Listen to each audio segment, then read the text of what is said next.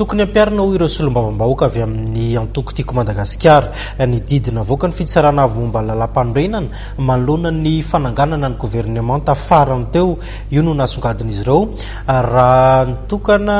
ary nandray fitenenana tao anatin'ny zavanitranga teny amin'ny lapan'ny anteny mera-pirenena teny tao anatin'ny fanolorana ny fanatanterahana ny politika ankapobeny fanjakana nanamafy moa zany ireto solombavambahoaka ny tima ireto ary nasongadiny mihitsy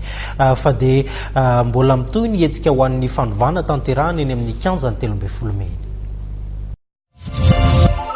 Député teo amin'ny efapolo avy amin'ny hery samihafa ao anatin'ny antenera-pirenena no nanatrika ny fivoriana nanolora ny premier ministre Fandaranasa ho fanatanterahana ny politika ankapobeny fanjakana. Anisany nanatrika ny fivoriana ny député avy amin'ny TIM izay anisany nangataka ny fanesorana ministra ao anatin'ny gouvernement Tatsay. Nanamafy ny député TIM fa tsisy ny fifanarahana politika ary tokony ny didina avoaka ny fitsarana avy momba ny lalam-panorenana no ampiarina manontolo. Noho izay fampiarana ilay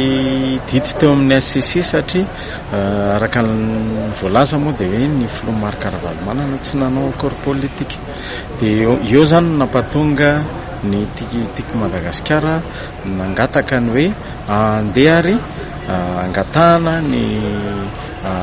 fanafoanana n'ilay fanendrena nireo membre ny gouvernement reo mba averina satria misy ny tsy mety tamin'ny fampiarana azy dia iny moa no navaliny conseil d'état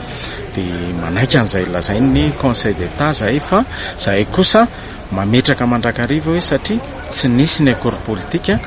dia tokony ilay ara-dalàna ny ara-dalàna mantsy dia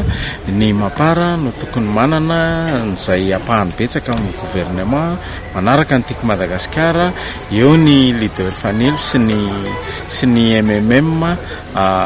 any amin'ny sy ny sisa sy ny indépendant dia zay zany no tokony isiny ilay